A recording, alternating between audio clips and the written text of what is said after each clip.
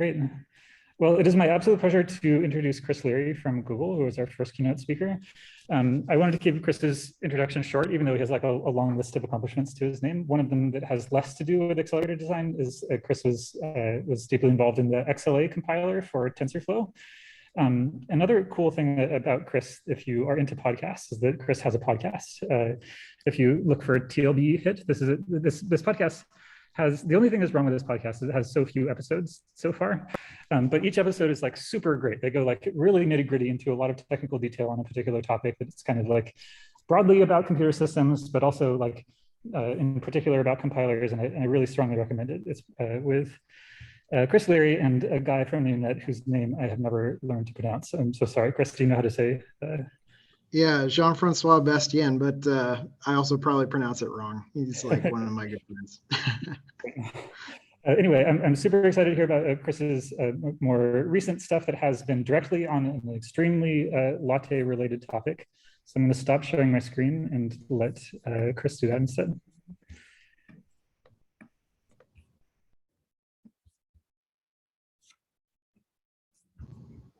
Okay, can everyone hear me? Yes. Excellent. All right, slideshow presentation mode. Thank you for having me, and thank you attendees for making the early morning meeting. I'm really excited to talk today about this talk because it kind of took me a little out of my normal element here. It's going to be a little bit philosophical just because I thought that would be fun for us. So it's titled X-istentialism. Supercomputers, silicon atoms, and the science in between. So we're actually going to be talking about various things that touch on technologies that went all the way from warehouse scale compute capabilities down to, with HLS tooling, things like actually creating polygons all via open source tooling. So we're going to be talking about projects like XLS, XLA, which Adrian had mentioned, JAX, which is a very cool and innovative programming model that was created on top of compiler technology, and programs that we have for open source tooling at Google down at the RTL level all the way down to open process nodes and PDKs. So thanks so much for having me because there's so much cool stuff to talk to this particular audience about. So as Adrian mentioned, Chris Leary. I've been doing accelerator technology for about 8.5 years at Google now. And I want to deep dive on the systems that we've built and the programs that we're running, and kind of give a whirlwind tour of all the considerations that I feel like I've witnessed in accelerator design happening in the wild, in case that's useful perspective for folks. But first, I kind of wanted to talk about the pop-up, the fundamental trends that I feel like we're observing, and why it means that the LATTE community's work is of high importance and interest specifically at those intersection points in the Venn diagram that Adrian was showing. And this talk is biasing towards thought-provoking. I'm not going to have airtight claim capability on all the things that I'd like to state, but I'm hoping that at least it is fodder for discussion, and that is part of the point of engaging as a community. So disclaimer here is that I'm covering tons of work that's been done, and there was not space or time to qualify all of the people and contributions. And I've just been working with so many amazing people, and everything here was a huge team effort. So I'm privileged to document some of this like historically. All right, so starting out with the big picture. So in the past 10 years, it feels like something special has been happening. Very scientific to say it feels like something special has been happening. But this first snippet on the top left was from a system called Disbelief. And this excerpt here says, we consider the problem of training deep neural network with billions of parameters using tens of thousands of CPU cores. And now I kind of think using lots and lots of CPUs, that kind of, 10 years ago in 2012, it's kind of our initial set point. And then we kind of look at some of the things that have happened. And these are things that I've just been familiar with and been involved with. So that's kind of what's creating the trail here. Open source GPU compilers, TensorFlow, which is effectively domain-specific framework technology, JAX, which was compiling via tracing, tensor processing units, the advent of tensor processing units for inference, the subsequent use of them for training, edge TPUs going into mobile devices, things for video transcoding happening at warehouse scale, giant clusters of compute, things that are cross-cutting against primitives like protocol buffer acceleration that we've been researching, and statements that are quite broad and a little bit shocking maybe. SoC is the new motherboard as a statement. It's a fairly bold claim for people to be making. And things like open PDKs, which I didn't know that I would actually ever see an open PDK, but these things are happening now. So my basic premise here is that something cool has been happening in the past 10 years. So that's the pop-out view. Now, if we zoom in very quickly onto one particular, what I call a Cinderella story, because the shoe fits perfectly. So we had this smart software engineer who hadn't written hardware before. And we had a feature that couldn't fit into this particular chip schedule. And that feature was a form of instruction decompression. So the smart software engineer goes and data analyzes the corpus of workloads, looking at all the instructions across all these benchmarks, constructs a scheme for compression, determines the benefit of that scheme, implements the software side compressor as a software component, implements the hardware side decompressor block using the same XLS implementation, which served as the hardware implementation and the simulator infrastructure and the device under test for fast DV randoms. And this is all configuration driven from a protocol buffer specification. And so there's this concept in philosophy called a Gestalt shift, and I'm probably mispronouncing it, excuse my pronunciation. Is this person a software engineer or an ASIC RTL designer? So I think this is Wittgenstein's, is it a duck or is it a rabbit? You can see it is one of these things, or you can see it as either of them. You can't see both of them at the same time. So in a sense, there's some kind of interesting underlying perspective shift that's happening to us in the capabilities that we might expect people to have or what we might expect people to do. And so this goes back to a concept from philosophy of science. And I don't want to blow you away with my credentials here, but I almost had enough credits for a philosophy minor. And so you can really take my word on how this is interpreted. But more realistically, I think we need to cross-pollinate across disciplines the same way we cross-pollinate between EE and CS, right? So going and reading about these kinds of things and understanding how they might apply to our computer science, I think is actually an important part of the process. So there was this theory from Kuhn in this book called The Structure of Scientific Revolutions, which basically said, we have this concept of normal science, and that's how we kind of go about our business day to day. When we have a compute problem, this is how I'm framing his work in terms of computation.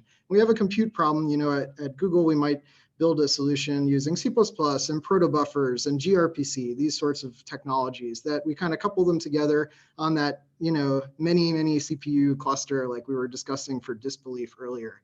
That's the normal scientific process that we usually have.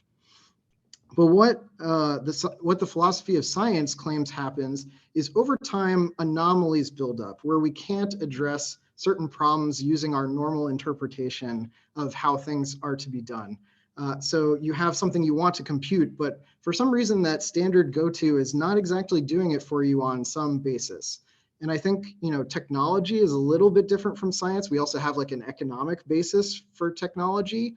And I think the economic basis also can contribute to these anomalies of, we actually have to do it a different way because the economics kind of demand that we go investigate these different ways. So these things where we can't do them in our normal mode were called anomalies. And the idea was that as anomalies built up enough over time, eventually we'd have to kind of shift our perspective to come up with a way of looking at the world that was different from our classic way of how we interpreted everything, to incorporate all these things that we were observing that didn't quite fit into like our normal mode of operation. So this was called a model crisis, which causes you to kind of rebase your understanding onto a new kind of more unifying theory of what's going on here. So a classic example from physics would be Newtonian physics kind of being rebased into Einsteinian, relativity. And obviously things like accelerator design may not be as dramatic or grand as those kinds of rebasing, but I actually think there is maybe a microcosm of that in here where we would not think of our go-tos as being accelerator design in maybe the 10 years ago era where we were running disbelief on 10,000 cores. And I think that part of this was that the treadmill of CPU advances coming over time in kind of a relentless fashion atrophied this kind of innovation that we might have made advances on over time. So innovative machines were kind of economically inviable. So luminaries, they still quibble these days over, is it end of Moore's law era? Is packaging technology or reducing the cost per transistor in a given solution? Are there enough, physical design wins still left in the chamber? But I think empirically, maybe from a simpler perspective that I have, radically customized systems were not as economically viable before. I didn't really see, them popping up all over the place. Like, I feel like we're starting to see them now. And so we're starting to see them now, these anomalies start to build up, and the crisis builds up of, oh, we need these new ways of computing in order to achieve our goals, right? And so the normal science mode of solving all of our problems with off-the-shelf components or commodity technology kind of starts to give way in a sense. And so my claim for today is that I believe we are kind of in an era of radical co-design, or maybe co-design 2.0, which I think maybe is actually an empirical observation on organizations and what they're willing to take on, roles that people are playing in this process, and the opportunities that people are actually pursuing in order to work in this kind of world. So we see software engineers who are deeply integrated into the vertical design process, crossing traditional roles, creating these very well integrated systems that go up to a cluster scale. And my contention here is that if we had this kind of strict stratification that we might have expected with commodity components that get vendored without like the kind of radical cross-cutting verticals, that we could not make these kinds of systems, certainly with this engineering footprint that we're able to make these kinds of systems with. The number of engineers it takes to build TPUs or VCUs, these kinds of systems, it requires a radical co-design in order to have that big bang effect where it first comes out using that number of engineers. And so I think there's kind of like a strong and a weak theory. Philosophers often they say, you could maybe refute my strong theory, but maybe not the weak theory. So I just figured I'd play the role a little bit. I think you could assume that there's actually a difference in kind for this new kind of co-design versus the strata of, architecture, waterfalls to implementation, waterfalls to et cetera. There's no phase ordering. So by collapsing phase ordering, you can actually have like fundamentally better efficiency potentially. And that would make it a totally different kind of thing from what was achievable with stratification. But at least the weak theory is that we have a major difference in degree of maybe the strata can kind of, if you iterate it enough times, approximate what you get when you collapse the phase ordering, but it might be much more inefficient than by collapsing the boundaries and kind of having this radical co-design process that we're starting to see. And I think this is a different phenomenon from what I called micro specialization. So things like ASIPs and pushing things from the hardware to firmware, as alternatives, embedded software versus hardware trade-offs. Rather, this is kind of different. It's tackling Amdahl's law by taking giant chunks of large-scale system design. And so that, I think, kind of differentiates it from maybe co-design 1.0 as we used to kind of think about it and formulate it. So in a way, I call this kind of serving systems to microarchitecture. We're going from TensorFlow to transistors, right? Like, how full stack can you really take this whole thing? And as I mentioned, I think that the classic definition of co-design, as you read it literally, is kind of all-encompassing. Hardware, software, co-design is system-level objectives, synergism of hardware and software. Kind of would include everything in the world. But if you also kind of read the subtext of what usually is implied by that in kind of the co-design 1.0 era, maybe, what it might involve in practice has really changed. So again, pushing things in embedded software versus hardware components, differentiating maybe on a per component level versus kind of taking giant chunks of system design and doing them all kind of with an end-to-end optimization in mind using kind of cross-cutting engineering techniques. Okay, to this end of making this claim, I kind of just want to describe how the ML stack that I had worked on over those 8.5 years had progressed. both to kind of just draw some data points so that we can kind of draw the curve that fits them a little bit, and maybe also just talk about things that are of interest to the LATTE community. So the early GPU system architecture, we worked on an open source compiler called GPU-CC. And the input to this compiler was generally coming from something like TensorFlow, where it had a template metaprogramming library that was built on top of Eigen. So Eigen is a very popular linear algebra math framework for doing, for example, matrix multiplies using header-only template metaprogram library. And so this was extended to do things like tensor contraction, and then template expressions were actually composed together naturally via C++ expressions in order to create kind of mega expressions. And then we had these rewrite rules that would then turn template meta-programmed expressions into, reduced forms of the expression, or more optimized forms, or somewhat out-analyzed forms. And I'm just a humble compiler engineer. This kind of blew my mind that folks would be able to implement systems like this using template metaprogramming, especially ones that were actually, didn't use the hyper-modern C++ features that we have now. So things like Sphene embedded into all of your intermediate expressions. So this is kind of a point to keep in mind. There's a lot of libraries that have built like this for HPC-like use cases over time, and it's an interesting approach. I think it's actually just something to touch on, as this is something that people do. They kind of create these systems on top of the metaprogramming substrate that they have available to them, instead of kind of creating a more stage-oriented system sometimes.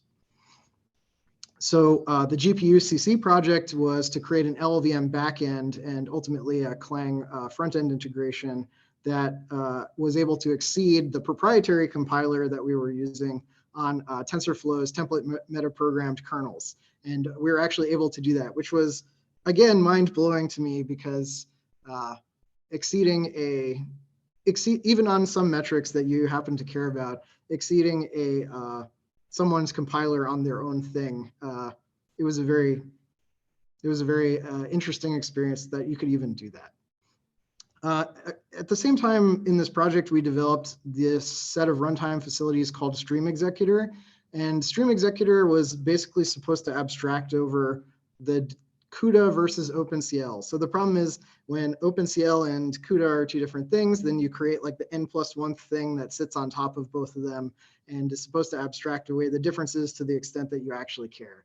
But the basic set of runtime facilities that any device in this space needed was actually relatively simple. So enumeration of devices, allocation of memory, transfer to and from host or between devices when you had device fabrics, launching compute kernels on the devices, and things like events of, this kernel completed on the device. And then there were common library needs. So things like neural network support. We created abstractions where you would pass it convolution descriptors. And then things such as AMD devices could hypothetically then slot in underneath this abstracted API using whatever the moral equivalent library was on the other side. There was a lot of difficulty in preventing this abstraction from leaking, because when things are kind of mono-vendored for practical purposes, then people just kind of start, bursting through the API seams, I guess is the right way to put it.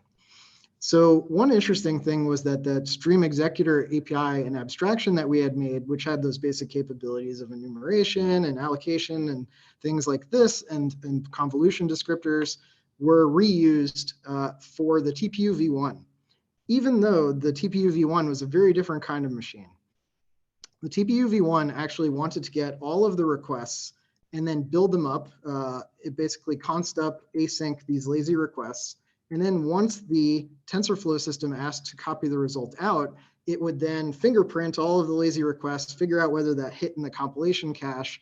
If not, do a whole program optimization on that topological set of requests, and then put it into the compilation cache, ultimately then pushing stuff into the device and copying the results out. So basically, we faked out the existing notion that TensorFlow had that it was going to be doing kernel launches on a device by building up these async requests and then just kind of lazily cloning things out when it asked for the answer.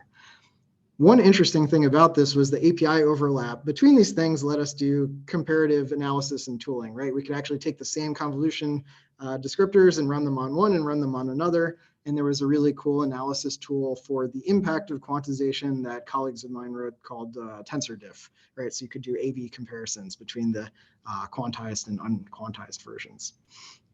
So on transfer result, we'd materialize everything, cache it, run, get the result back. The interesting observation, I think, here is that TensorFlow was fit for this operational launches, kernel, data flow edges become active, the node is ready model, right? The classic kind of data flow model. And because it wasn't actually kernel launching on the device, we had to kind of fake things out in a sense. So the theme here, I think, is systems that we have to integrate with and their presumed model of computation play an important role in kind of how we end up creating these software systems in practice. But then we get to TPU version 2 system architecture. And this one, I think, learned a lot of the lessons. And also, originally it was created, the system that we built, XLA, was created to auto-fuse kernels on GPU. So the GPU model that we saw earlier, we actually wanted more efficiency out of that. But we ended up first repurposing this for use on the TPU v2. So XLA effectively acted as a linear algebra virtual machine targeting these TPU v2 devices. And by virtual machine, I was a JavaScript virtual machine compiler engineer previous to this. It's this API that, it can allocate memory and manage objects and then have managed compilation caches and things for you under the hood. It's kind of pretending that, your whole system lives under the hood and it's all taken care of for you, kind of managed virtual machine style. And we had a performance portability layer, which was similar to the requests that were made for TPU v1, except that they were decomposed, greatly decomposed. So the language was much more atomic than, do this quantized layer, please, and use this quantization scheme. It was at the level of multidimensional array operations that were structured parallel patterns, things like reduce these windows or perform, this windowed reduction or convolution, these kinds of primitives instead. And again, all of the just-in-time compilation, execution, device management, and caching facilities, these all lived under the hood of this interface.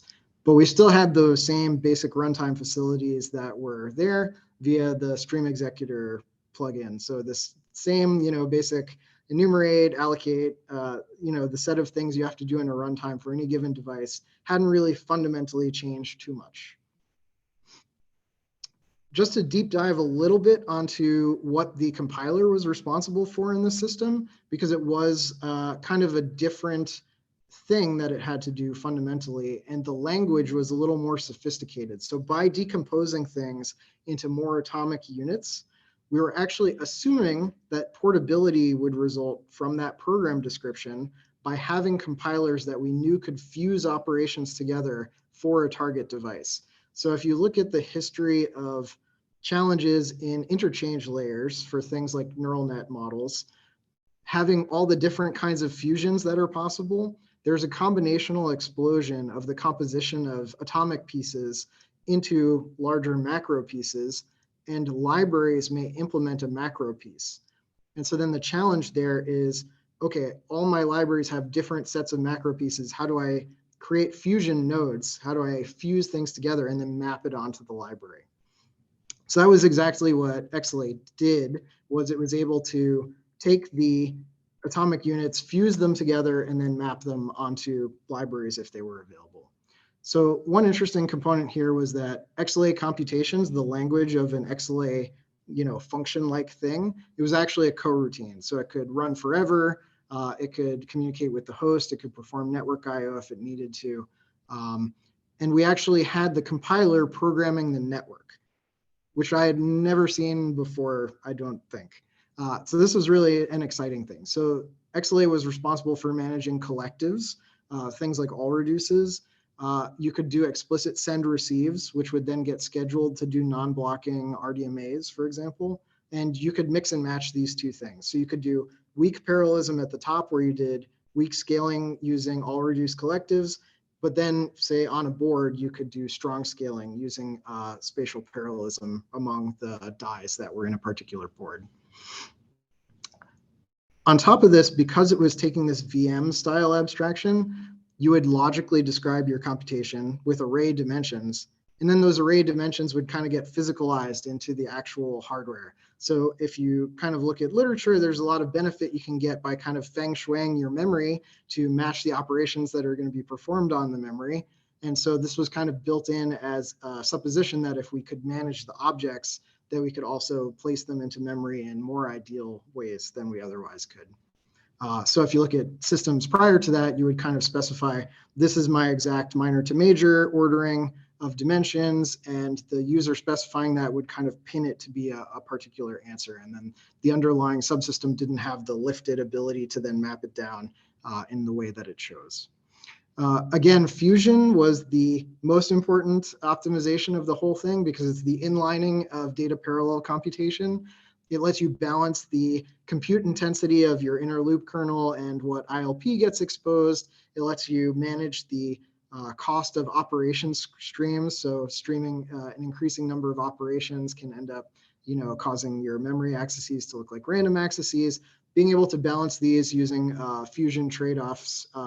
Fusion is a global optimization among the whole computation graph. And so that was a very interesting and delicate development of that particular piece of infrastructure. Down at the bottom was also interesting. We had kind of, as opposed to the template metaprogrammed expressions where everything was exposed at compile time and then template metaprogramming rewritten in order to map down into some kind of packet math in the center. We had these things that took the fused, so HLO's high-level operation clusters, and then was able to turn those into loop bodies and instructions that operated on the loop bodies using these things we called emitters. So emitters were created by basically looking at fusion clusters, and we only formed fusion clusters that we knew how to emit, with appropriate reduction domains, for example. And then we would traverse the fusion cluster and then use little combinators of things that iterated over, scratchpad memory and computed on the data that was coming from scratchpad memory, plug these together, and then ultimately create the kernel, which would implement the fused the fused HLO cluster that made it all the way to the back end after buffers had been assigned, and et cetera, et cetera. So tiling strategy was still selected at the emitter level. And this was really inspired by the fact that things like FFTW would do code generation based on the input program that was provided and all of the exact parameters that were provided. So again, I think another observation to make here about this system is by kind of owning each level of the stack, we could make sure that we didn't have a garbage in, garbage out situation. Every level of the stack was trying to do the most sensible work that it could, knowing what passes would come later. So a lot of practical compiler construction seems to be, in a way, just lining up the passes just so that you can minimize the total amount of work that has to be done across the whole vertical portion of the stack. And so we had this high-level optimizer pass pipeline that was specific to TPU, and it mixed together some generic passes that were also available on CPU and GPU, together with TPU-specific things in a sequence that was very amenable for the TPU. We basically hand-constructed it. Okay, so moving on to the importance, I think, of the minimal primitive set that we were talking about there. So we had these high-level operations definition, which is effectively like a little DSL, and that had to integrate with the outside world. So we had this basis set of operations, the decomposed kind of atoms, and how that ended up exposed to the users made a lot of difference. So we had a much more portable program specification because we could assume that fusion was going to happen, right? Like we said, we avoided the combinational explosion that came with fused operations and the fact that you would have to express like, conv with, bias add, and relu, that's like one, and then you need conv with, bias add, and other thing. When you assume that the underlying system has some capabilities, then you can express the atoms and assume that the fusion will happen in an effective way. And another important thing about creating this small set of basis primitives for the system, effectively the small DSL, was that it was a very small number of compiler engineers, I think by any other industry standard that I know that took the TPU to general availability inside of Google and now via cloud TPUs. And so making the surface area small that had to be compiled effectively and get high performance, that was, important to get the maximum lift out of the work that we were doing as a small team. One, I think, lesson learned, or maybe interesting retrospective, is that to integrate XLA into TensorFlow v1, so there's also TensorFlow v2 now, we took XLA and we dressed it up in TensorFlow clothing. And by that, I mean the semantics of XLA were kind of close to TensorFlow, and you could make adapters that made it even closer. However, we exposed XLA directly in TensorFlow syntax. And one of the challenges that came from that was folks had a mental model of what they were dealing with when they dealt with TensorFlow that was not what they experienced when they turned on the XLA mode. And there were various solutions that were attempted to deal with this. There were things like clustering mode, where it would try to form subgraphs and then automatically dispatch subgraphs and things like this. But I think it was actually a general challenge because people wanted the performance of knowing that they had completeness in staging out their TensorFlow graph to XLA for running on the TPU hardware that was underneath. But they also kind of wanted to use all the things that they had learned about TensorFlow from working on them on alternative platforms. So I think this is an interesting integration story to keep in mind when designing future accelerator primitive sets. How is it going to integrate into the target system, given that it may make different sets of assumptions and you may want completeness in the translation into your particular system? I think another interesting thing that happened with high-level ops is that we enabled library capabilities. So things like Cholesky solve, we desugared it into our basis set of operations, our atomic set of basic computational atoms. But then we also were able to take that operation and map it into a library implementation.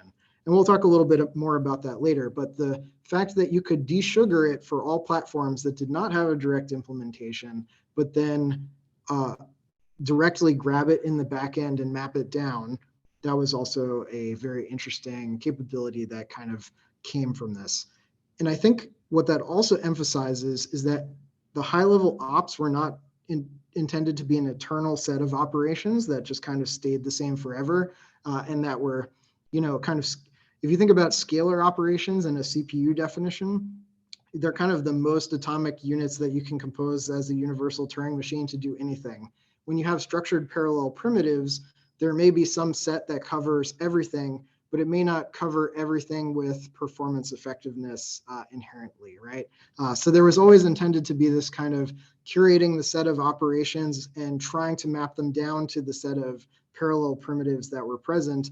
And if that was not an effective mapping, then you could kind of grab the operation and turn it into a library implementation. So things like libcublas or libcudnn, if you look at the XLA GPU backend, would actually be pattern matching patterns that were in the high-level operations to whatever the functionality was that was exposed in the GPU available libraries. And this mapping process, I think, brings us to kind of conventional wisdom, which is the rule of 3 for service provider interfaces. And this is the basic question of, like, will it blend? Will it generalize? So if you have one concrete thing, you're overfit by default to whatever that one thing is. You couldn't have the premonition to generalize it effectively to whatever future things you're about to see. If you have 3 things, 2 things, still no. 3 things, then maybe it'll generalize to a 4th. So with XLA, we tried to kind of follow this conventional wisdom and map to all of CPU, GPU, and TPU. And then there was some evidence that this was effective from other publicly noted integrations into XLA with, for example, the GraphCore IPU and the Cerebras wafer scale engine. And so the XLA approach, as I had mentioned, is that new operations you introduce. So if you introduce Cholesky, you had better add a desugaring into the more basis set of operations that are available so that platforms can benefit from having a functionally correct definition and hopefully the performance analysis of the backend on the atomic ops will be effective enough until maybe there's a more effective implementation at kind of a library op level. MLIR embraces and extends XLA's original HLO definition with dialects. Again, in 2019, I started working on the next project. We'll talk about XLS, so I'm not very familiar, just very roughly familiar. But there are things like MHLO and some other dialects, which add things like dynamic shape bounds and other refinements on top of this kind of HLO atom definition. And MLIR-based infrastructure is Google's current compilation strategy on CPU and TPU, in particular platforms with deep dynamism requirements, because it's able to layer on, this dynamic shape bounds easily by extending the HLO dialect with more functionality and capabilities. Okay, and this kind of brings us also to JAX. JAX was a system that was trying to expose the capabilities of XLA, the virtual machine-like thing, in Python user space.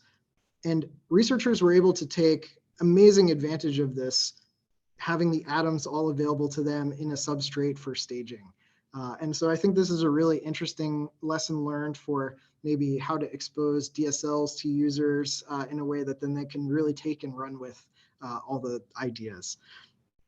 So by exposing these components, the fact you had computation building, the fact you had, you could make your own compilation caching, that gave users the maximum amount of empowerment for things like developing bucketing strategies where they're trading off recompilation time against, space utilization, because you can always pad out to say the next power of 2 in some set of dimensions, but then you're going to take extra space on the device when you do that. So the user can be in control of some amount of the bucketing strategies, for example, and then send the right things that they care about to the compiler.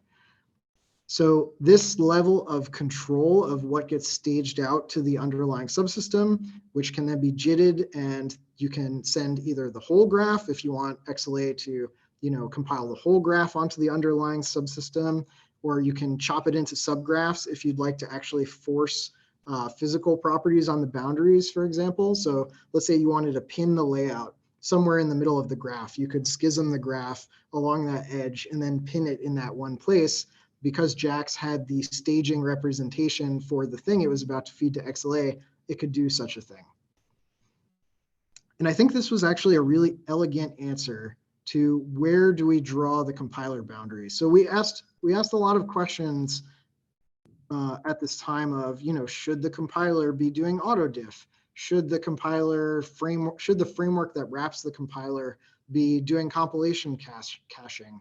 And by kind of building strong primitives and APIs and then exposing them fairly directly to a flexible layer that the researchers had access to, we saw a proliferation of amazing libraries and components that I think it would have been very difficult to pull into compiler land. Like, for example, the autodiff system that the JAX folks built, I think is, bar none, probably the best one that I had seen. So I think the takeaway here is that exposing the right primitive set at the right level is actually the game that we're playing with this accelerator design work that we're doing. Handing that to the researchers was probably the best possible move. And it wasn't clear until kind of later, when this had been, a roaring success in various dimensions, that was clearly the way to go. So just wanted to share that experience with you. And so where does this take us to in the end? We have the co-designed multi-rack machine, which is so cool. So we have this parallel pattern DSL program description running on a multi-rack machine that's staged from researchers who are in Python user space through these VM components. And then the compiler ultimately makes an exokernel. There's using physical memory and RDMAs, and it's talking over this network to all the other cores in this giant interconnect. And the programs scale from cores to boards to racks with a usable form of autoparallelism, right? With this sharding, it's spatially sharding things. So, it's not magic autoparallelism. It's actually a fairly simplified form of autoparallelism, but it's, a button you push and now it runs on more things than it was before. So I think this was really a nice testament to, forming the right DSL, thinking about how the stack will map these things top to bottom, and then the cool machines and hardware components that you can build at the bottom. And my claim here is that co-design, and why I'm working on what I'm working on now, is that co-design was really a huge enabler for this entire process to happen. The foundations of what made TPU v2 great. There was intense collaboration between software and hardware folks on how we were going to compile it, how the machine exposed its functionality. If you go look at the TPU v2 paper, vector VLIW, like cool mix of capabilities. How the workloads would map down, up at the whiteboard, figuring out how like inner loops are going to map down. The fact that we had this kind of tight integration where SWEs were writing the instruction set simulator very early to try to have the compiler target it and shake out the high order bits of how these things were going to go. So again, this goes back to the kind of radical co-design hypothesis. Like if you had very strict strata in your design process, can you achieve these kinds of outcomes with this kind of engineering footprint? And if the answer is no, then you would expect that, in terms of economic incentives, more and more people are going to try to pull these kinds of things off over time. And we're going to have to kind of shift our thinking on like, how co-design systems end up being pursued and how we address the growing need and demand and recognition that this is an interesting new model. And a thing that we're always learning as part of this co-designing process is we're coming to understand each other better on the costs and the concerns that people have across the boundary, teaching cost models that we think about on this side of the fence versus that side of the fence is how we kind of break the fences down.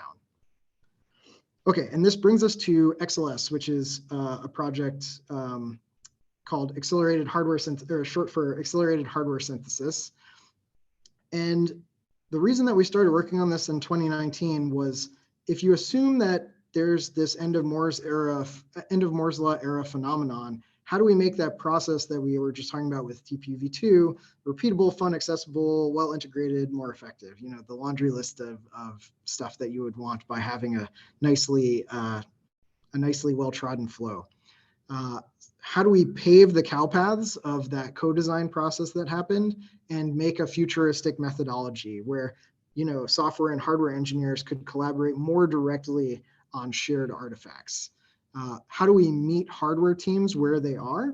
Because you can't just have people rip and replace everything that they do top to bottom. You have to kind of figure out the glide path how we're going to get from point A to point B. And then what you really end up with here, and what we're seeing in developing XLS, is that you end up with a two-sided market. Software people have particular needs and particular ways that they see the world. Hardware people have particular needs and particular ways they see the world, and finding the meet point between those two while still not sacrificing any of the benefit to impedance mismatch between those two things. So it's very much a pathfinding process, I guess I would say. There's integration requirements and expected flows for both. We have very established software foundations. Hardware folks have flows that they expect to be using and particular ways that they expect your tooling to integrate into their flows. And there's, different hardware teams inside of Google have slightly different requirements in that sense even as well. We have the benefit in creating XLS of having our workloads lifted up where we didn't really have tools that were underneath quite as much, and a flexible substrate that helps us map it down. So we could introduce new transforms fairly easily to work on the description that's provided to do something that's an objective for a chip. So examples that I'll give later are things like if you wanted to do very fine-grained clock or operand gating, you could explore a very large design space by kind of putting a transform in the middle of the stack and then kind of running that using cluster cycles, for example, potentially. And we are on XLS a small and nimble team that's trying to make production quality infrastructure here. So we do have to prioritize things aggressively. I want to do everything, so it pains me, but I just wanted to point out some of the things that we aren't currently doing, but that I wish we could do.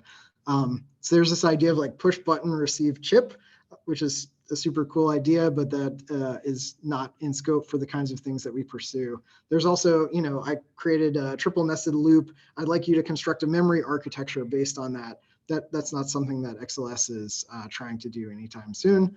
Stitching, the teams that we work with often have existing stitching flows. So if we make components that basically have module boundaries and we can integrate into their environment where they have existing stitching capability and we can obey their kind of interface specifications that they're familiar with, then we can slot into that. And another thing we're not currently working on is FPGA QOR. So I think XLS is kind of barely serviceable. You can make cool FPGA demos using it, but we haven't really focused on how do you get really good quality of result on any FPGA particular platform. And I'll talk a little bit in a little bit about actually open ASIC flows that we're trying to enable. Okay, so let's see. I think I'm about 40 something minutes in. So I think I'm about on pace. A little bit on why HLS, because I think this crowd also is not the one that I necessarily need to convince on the benefits here. But one of the things that we see as being very exciting about HLS is that we can get a spectrum of designs explored from a single functional specification. It also integrates very nicely into software style methodology, the expectations that people have there. So latency and sensitivity for composition and reuse, like composition and reuse, mwah, that's like what software engineers love. Also, we can kind of, by creating latency and sensitivity, things particularly inside of Google are a big monorepo of library components. So being able to put things on the shelf and being able to compose them into various use cases, that could be, a huge boon to productivity and continues to grow over time. Communicating pipelines are actually analogous to somewhat familiar to software engineers' actor model. And that I think can help with the accessibility for software engineers. Remember the two-sided market. We're trying to bring the software engineers into the hardware land and bring the hardware engineers, up-level the hardware engineers more towards software land.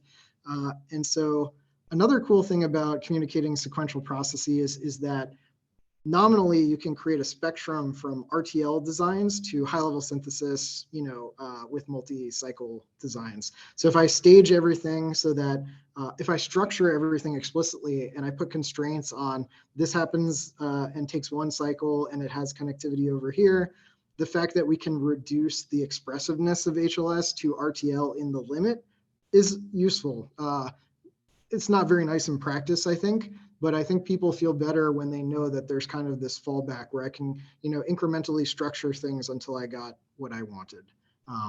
We have to probably explore more designs where people actually do that and then they are happy with how it looks in the end.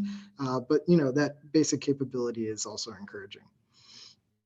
And with HLS, we have this substrate where we get to teach software engineers the new cost models. You type in your communicating process or your pipeline, and it tells you, what the hardware costs were and gives you a nice report. And also we can kind of take hardware engineers and say, oh, you type in your business logic in this pseudocode kind of way, and actually your business logic became this, control or data path over here. So it gives us a way to meet the two-sided market. Okay. Brief overview of the XLS stack that we're building. Front ends, we have DSL front end that mimics Rust. Rust is a nice choice from our perspective because it has pattern matching, which is very nice for data flow expressiveness. It has an expression-oriented language. And so we mimic that, and we have some built-ins for communicating sequential processes that we kind of have bolted on top of that. But we have to kind of figure out what that primitive set will look like in the limit.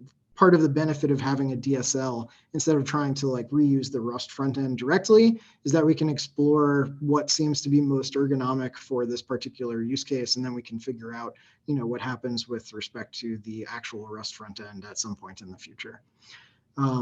We also have XLSCC, a C++ front end for C++ HLS users inside of Google. And that uses a Clang-based, a Clang AST converts to XLSIR strategy. We had people ask in the GitHub discussions whether an MLIR-based dialect for XLS made sense, and we said, yes, that totally makes sense. It doesn't exist right now. I have the dotted lines, but that such a thing would be very interesting.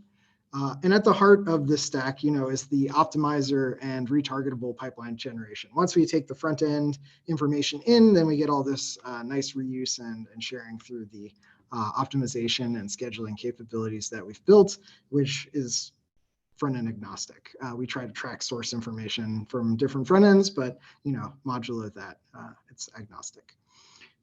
One really nice property is also that for C++ HLS, one of the benefits was you could compile directly to native using original C++, modulo these like hashtag if def synthesis kind of road bumps, I guess I would say. But by converting into XLSIR, XLSIR has a path to compile to native through LLVM. And so we can actually take in some device under test, compile it to fast native code, and then run, billions of samples per second billions of samples in a matter of minutes on modern workstations using all our threads, right? So for quick check style things, this is really great. We also have the ability to convert XLSIR into Z3 for formal. We did it for logical equivalence checking. So we could take the gate level netlist, which we parse, and we parse the Liberty files that have the Boolean formulas. And then we take the unoptimized XLSIR in, and then we're able to prove end-to-end equivalence between those two formulations. Of course, sometimes with things like multipliers, things get really long and you fall back into randoms mode where you can't close the proof. But we have infrastructure for these kinds of things as well. So current work that we're doing, we have this network of communicating sequential processes now, optimizing across that network, inlining processes together so that their recurrence is shared between things that would otherwise be talking via ready valid signaling. Compiler known delay constraints. So right now you can put SRAMs outside and you can put your own signaling protocol to talk to the SRAMs, but actually teaching the compiler about, oh, this receive is actually coming back exactly one cycle after that send, and having the scheduler obey these kinds of constraints. This is some of the work that we're currently addressing. And there's a ton of sample research opportunities. I had a friend who used to call our style of development D&R, the opposite of R&D, development and research, because you primarily do development, and when research problems come up, you kind of like hit them with a hammer and like put them on the shelf to try to address later, or with collaborators who are more interested in research. And so, we kind of build up this set of like interesting things that we, kind of hit with a hammer, and we're like, yeah, it's like okay enough for now. And then you kind of hope you can come back to it later. So things like delay modeling, internally, we try to figure out how long operations take in the HLS graph at scheduling time, using graphical neural networks for that, because logical optimization is a very nonlinear process, and so any linear-ish or heuristic-based model is going to be approximate. It seems like one of these perfect applications for some interesting research into delay modeling via graphical neural networks. For things like formal, we had an intern who worked on a concolic testing engine that was able to generate test cases to cover MUX paths in the XLSIR. I talked earlier about things like this micro clock and operand gating transform that we're hoping to do at some point in the near future. Things like ECO mode, very interesting to backend process folks. They want to, given an HLS change, minimize the RTL change, which you imagine you could do as some kind of differential data flow oriented transform, where you try to introduce the minimum number of change ops in order to achieve like the resulting functional circuit. But that's like hand waving to the max. Hopefully there's something you can do there that would put people who are concerned about ECO's minds more at ease. Right now we kind of say, okay, we could probably freeze the HLS and patch on the RTL level. Thankfully, we've done enough verification that we haven't had to do that yet. Aspect-oriented programming is kind of an interesting throwback for, we want to be able to take these composed latency insensitive descriptions, talk about portions of them, and then talk about how that's going to map into physical properties. So, labels on loops, a little bit, first of all, it kind of goes to the triple nested loop to design formulation, like it's more in that realm. We kind of want to take more micro designs and figure out how to address pieces and talk about what we'd like to happen with respect to them. It's a very interesting challenge, just how do you make portions of programs and your input language more resilient to things that might happen over time, especially in like a shared component environment. So I would love to hear ideas on that folks have for these kinds of things, or if there's work done before that I was totally ignorant of. Okay, 50 minutes. Now, XLS successes.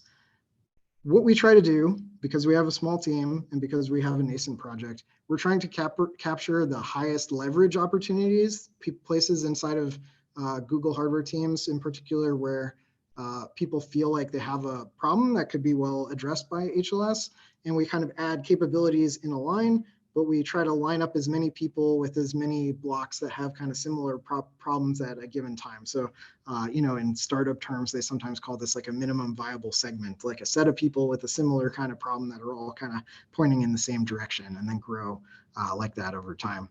So we taped blocks out across several different TPU components, both control and data path oriented. That was kind of one of the challenges that the team handed to us, was like, okay, yeah, we've done the data path ones, let's do a control one. And I think the control one went quite well for expressing business logic in a more correct substrate. The language was just kind of more safe and correct and could handle the complexity of the business logic that was going into the control sequence.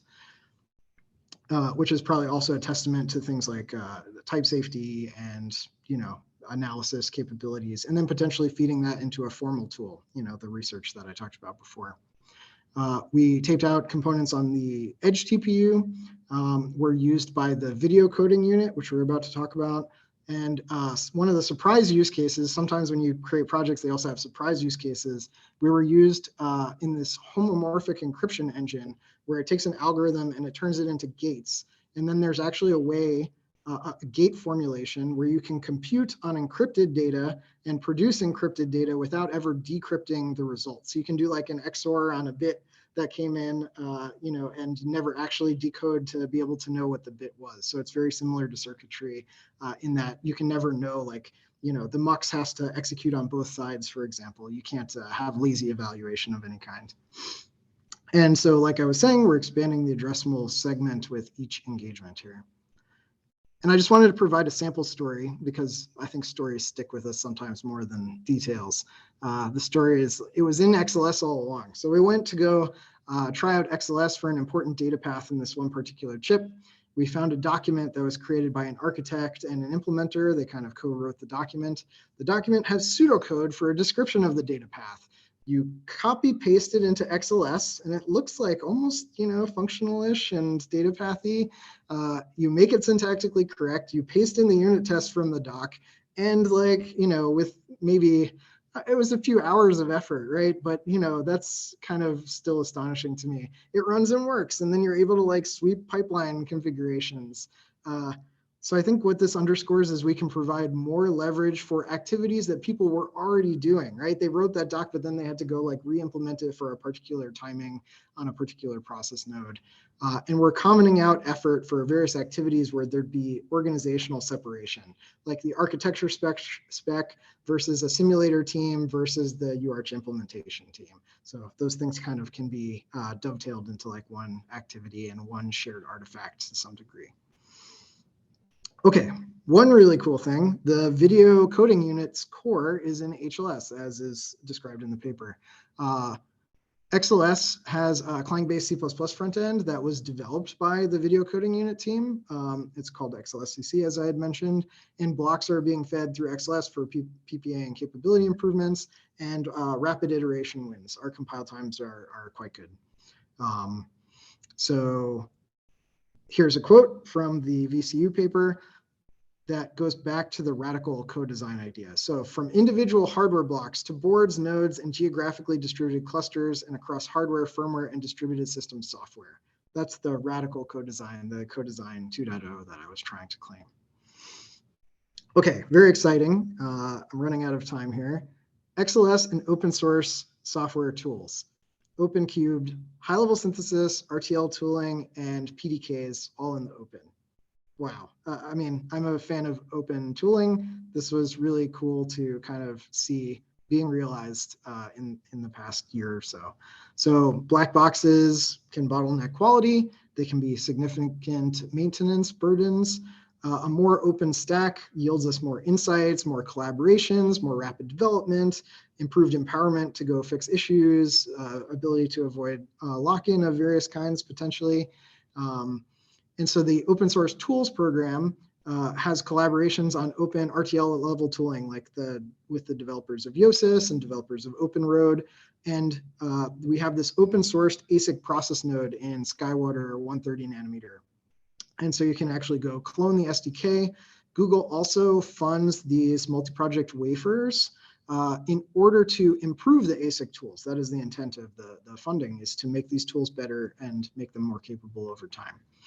XLS has a delay characterization of Skywater 130. It's still nascent, but this is how we're intending to establish open benchmarks and technologies for actually generating ASIC circuitry as well in open source. So more open XLS benchmarks means we'll be able to collaborate and compare solutions more easily. I just wanted to show you what it looks like to turn XLS into GDS2. I believe this is landing now. It is not quite landed, probably like end of the week it'll be landed is my expectation. So you basically have these Basel rules that compose the open tools all the way from XLS down to the polygons. So you make these declarative Basel actions, and inside the rules, they kind of issue commands in the background, and they have all their dependencies explicit and hermetic, which is great. And you're able to create new rules and macros as you want to.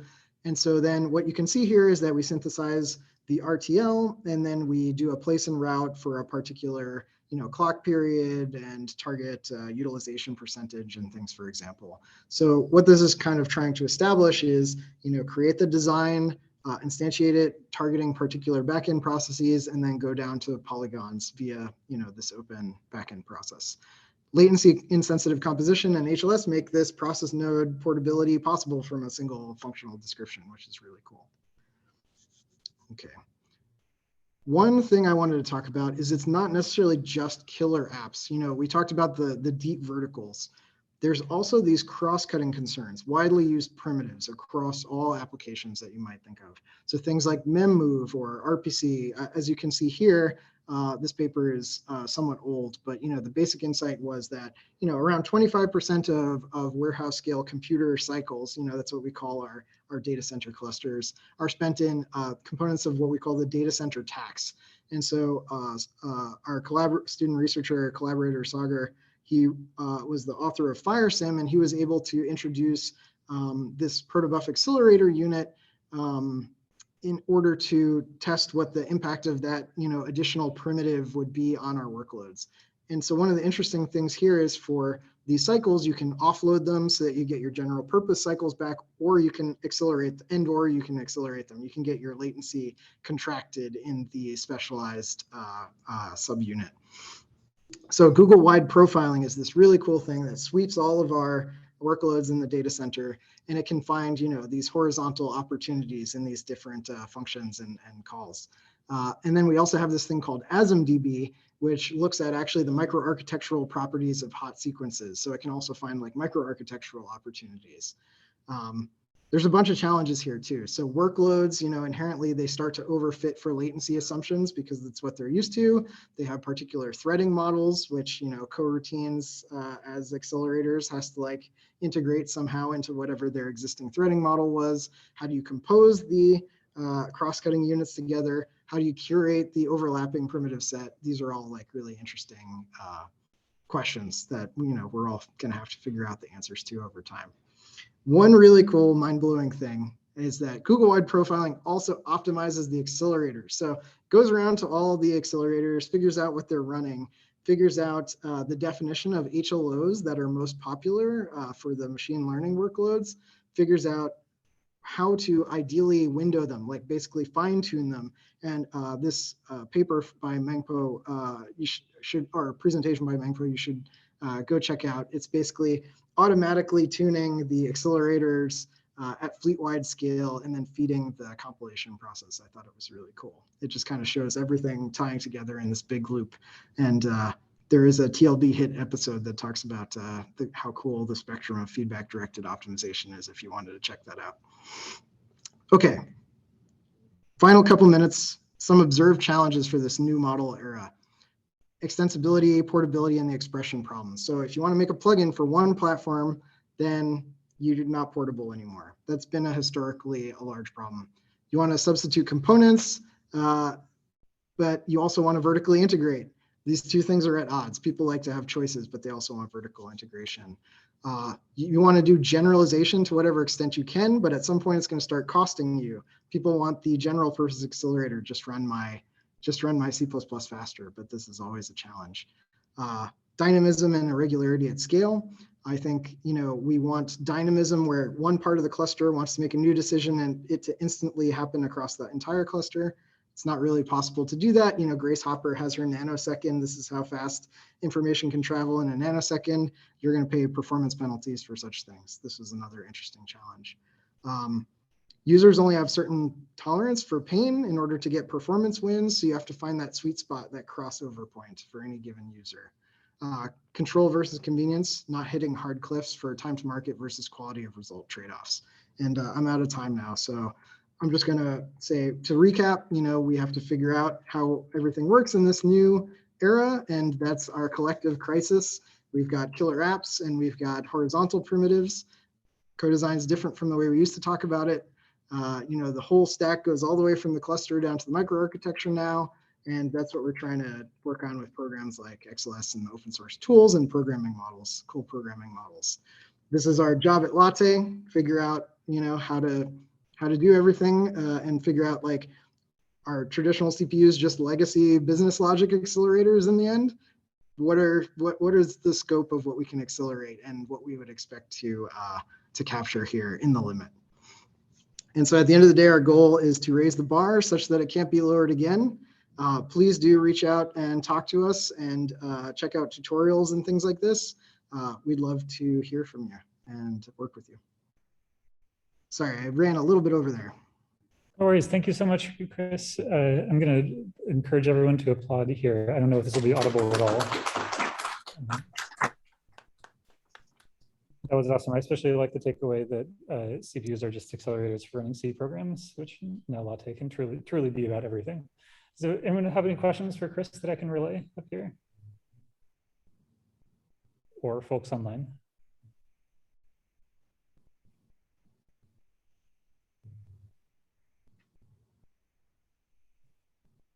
Richard, I claimed that everything is changing. I'm surprised if no one has a... Is everything different from the way it used to be? Do you have a question, Richard? Yeah, going back to DSLX, which I think is the front end for XLS. You mentioned it's Rust-like. Is there like affine and substructural type checking that also happens at the DSLX level? Chris, was that question? Yeah, so no, we don't have, sorry, I heard affine and substructural type checking. No, so we don't have any linearity properties. So everything is, sorry, we stole, sorry, I shouldn't say stole. We cribbed the syntax from Rust, but we basically treat it as an expression value language, entirely immutable. So we don't have mutability notions, and so there's no such thing as shared mutability. It's actually an immutable actor model language with typing. So Erlang with types style, but using Rust syntax. Rust syntax, I think Rust is a modern programming language, and it seemed like one day we could switch our front end to actually be Rust once we had figured out the capabilities that we really wanted in the expressiveness for the things that we had built. And so staying as close to Rust as possible has been our goal, so that maybe one day we could make that kind of cut over. Awesome. Other questions for Chris? Our programs are still relatively simple that people are expressing as well. Like modules with thousands of lines, kinds of things, not tens of thousands or hundreds of thousands of lines yet. Did you want to add something, Richard? I have a follow-up, but if someone else has a question, I'll defer to them. I also have a question, but I would love to take anyone else's, or again, just turn on your mic if you're online and ask one.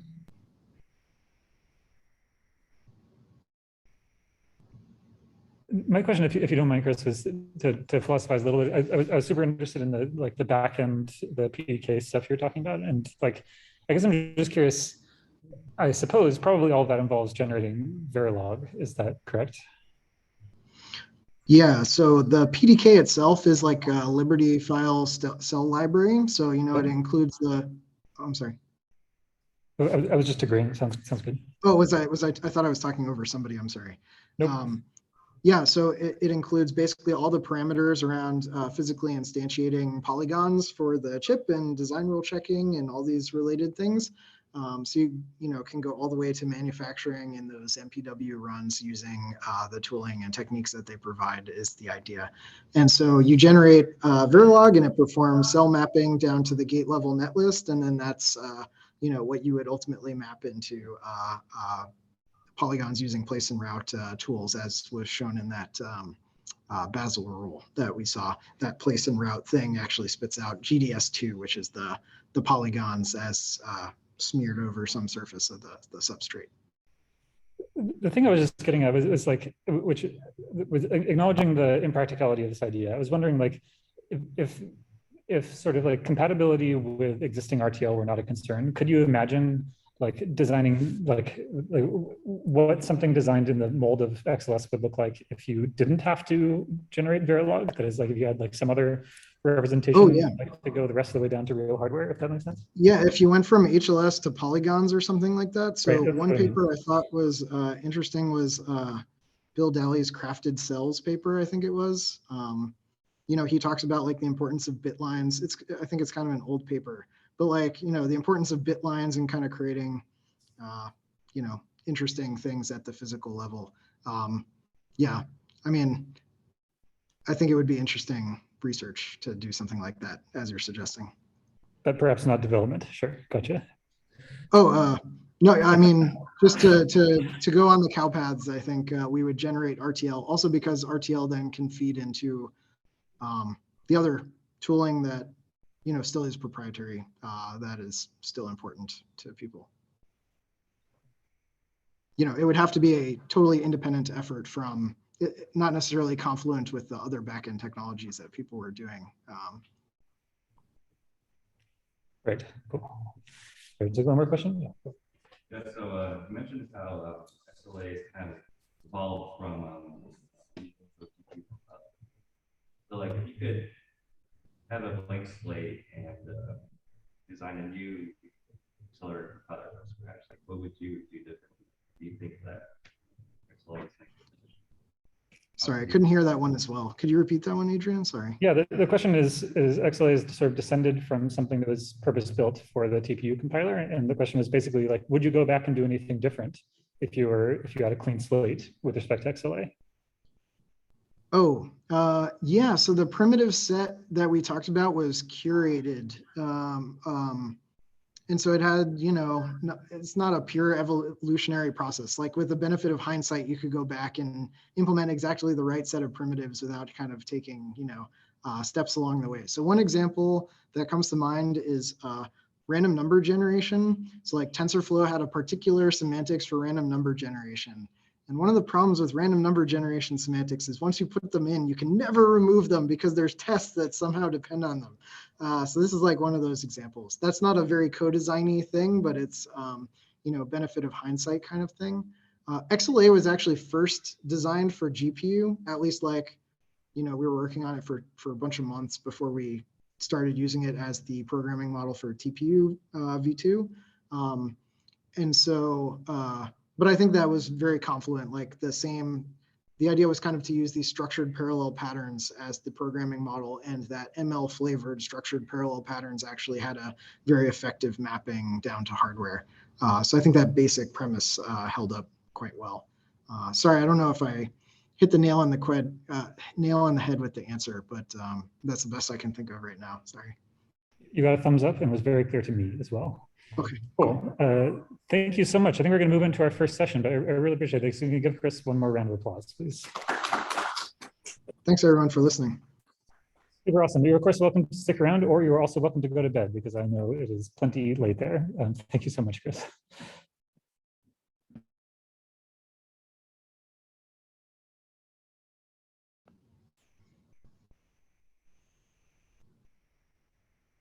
Should perhaps do that when it's time for breakout sessions. Cool. So we're going to go into session 1 of papers, and the talks for this session are pre-recorded.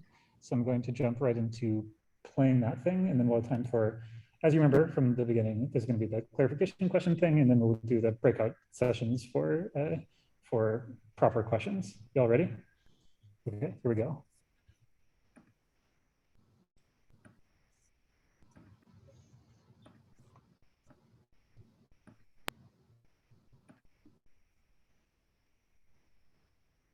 Santa Barbara, and I'm excited to be.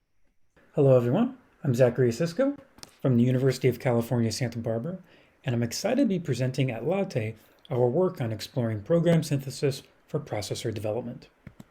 Now, over the last decade, we've seen an explosion in the use of program synthesis in the software world. Lots of applications ranging from code repair, data wrangling, super optimization, and more. But we've seen relatively little focus on program synthesis